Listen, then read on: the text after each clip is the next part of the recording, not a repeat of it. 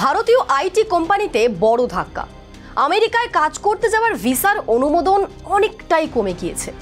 একটা ভিসা, যেই ভিসা ঘিরে ভারতীয় আইটি ইন্ডাস্ট্রিতে বহু বছর ধরে ছেলে মেয়েদের নানান আকাঙ্ক্ষা, সাফল্য আর বিতর্ক সবই তৈরি হয়েছে। কিন্তু 2025 এই অর্থবছরে একটা নজিরবিহীন তথ্য সামনে এসেছে। ভারতের শীর্ষ আইটি ফার্মগুলির জন্য আমেরিকার H-1B ভিসার অনুমোদন গত 10 বছরের মধ্যে সবচেয়ে কম হয়েছে।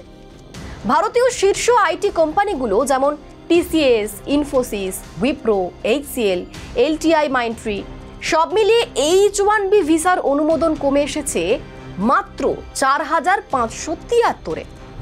2015 সালের তুলনায় প্রায় 70% কম। 2015 সালে 7টি ভারতীয় আইটি কোম্পানির জন্য H-1B অনুমোদন পেয়েছিল 14,792টি। এছাড়াও 2024 সালের তুলনায় 37% কম অনুমোদন হয়েছে 2025-এ। এটা শুধু কম বললেই ভুল হবে, এটা 10 বছরের মধ্যে সবচেয়ে কম। অ্যামাজন, মেটা, মাইক্রোসফট এবং গুগলের মতো বড় সংস্থাগুলো নতুন H-1B অনুমোদনে শীর্ষস্থানে রয়েছে। ভারতের মধ্যে শুধুমাত্র TCS 5টি শীর্ষ কোম্পানির মধ্যে স্থান পেয়েছে। তবে TCS-এরও ভিসা প্রত্যাখ্যানের হার বেড়েছে 7%। TCS ছাড়া অন্য কোনো ভারতীয় আইটি কোম্পানি শীর্ষ 5-এ স্থানই পায়নি। কিন্তু কেন কমে গেল? ভারতে কি ট্রাম্পের একমাত্র টার্গেট, নাকি পৃথিবী জুড়েই এই পরিবর্তন? ইলন মাস্ক সম্প্রতি এক ইন্টারভিউতে বলেছেন, আজকের আমেরিকাকে এই জায়গায় নিয়ে আসার জন্য শিক্ষিত ভারতীয়দের অবদান অনস্বীকার্য। ইলন মাস্কের মতো লোক, যিনি ভারত বিদ্বেষী হিসাবে সর্বজন বিদিত, তাঁকেও ভারতীয়দের ট্যালেন্টের কথা স্বীকার করতে হয়েছে। তাহলে কেন ভারতীয়দের ভিসা দেওয়ার ক্ষেত্রে এত আপত্তি? কেন আমেরিকায় কাজ করতে যাওয়া ভারতীয়দের ক্ষেত্রে নতুন ভিসা পেতে সমস্যা হচ্ছে? আমেরিকা কেন ভারতীয়দের ভিসা দেওয়া কমিয়ে ফেলছে? ভারতীয়দের স্কিল কি কমে গিয়েছে, নাকি এর পেছনে আরো বড় কোনো কৌশল কাজ করছে? ট্রাম্পের ভারত বিদ্বেষ কি সামনে চলে আসছে?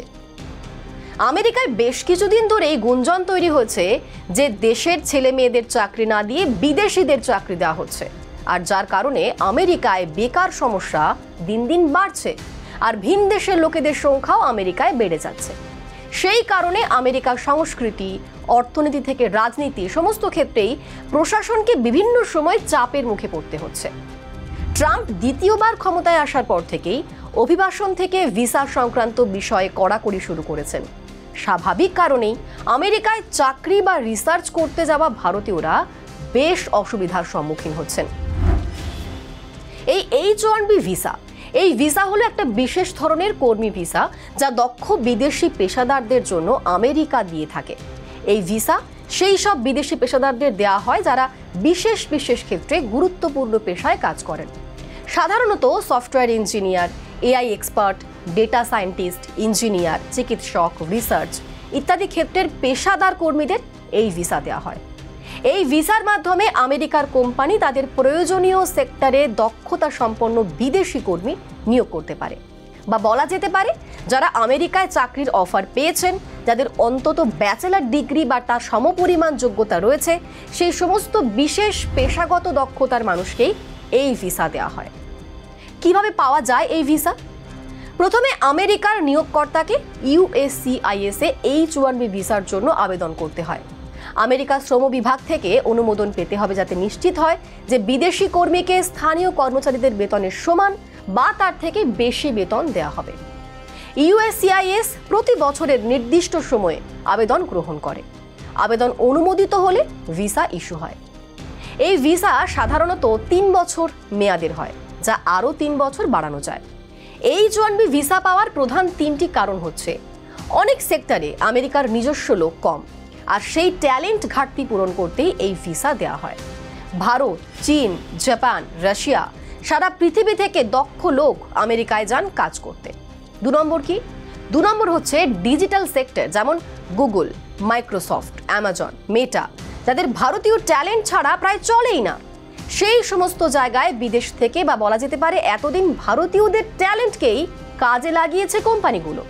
আর 3 নম্বর, অনেকেই পরে গ্রিন কার্ডের জন্য আবেদন করেন, পরিবার নিয়ে আমেরিকায় থাকেন। এই ভিসা মানে এক প্রকার বিদেশিদের জন্য আমেরিকায় স্থায়ী ভবিষ্যতের দরজা খুলে যাওয়া। এক কথায় H-1B আইটি বা বিভিন্ন পেশার কর্মীদের জন্য স্বপ্নের টিকিট। আর সেখানেই বড় ধাক্কা খেয়েছে ভারতীয় আইটি কোম্পানিগুলো। 2025 সালে ভারতীয় আইটি ফার্মগুলো মাত্র 4,573টি H-1B ভিসা পেয়েছে। তার ভেতর 2025 সালে সব থেকে বেশি পেয়েছে টিসিএস, তাও মাত্র 846টি। শেষ 3 বছরের যদি হিসেব করা যায় তবে 2023 সালে টিসিএস H-1B ভিসা পেয়েছিল 1,174 জন, আর 2024 সালে 1,452 জন। সেখানে এই বছর মাত্র 846টি ভিসার অনুমোদন সত্যি চোখে পড়ার মতো। কিন্তু কেন? আপনাদের সামনে দুটো পয়েন্ট তুলে ধরব। প্রথম পয়েন্ট, আমেরিকার পলিসি শিফট করেছে। নিউ ট্যালেন্ট নয়, এক্সিস্টিং ওয়ার্কারকে ধরে রাখতেই জোর দিয়েছে America. National foundation for American policy বা NFAP জানিয়ে দিয়েছে যে আমেরিকা এখন নতুন বিদেশি কর্মী আনাকে কম প্রাধান্য দিচ্ছে।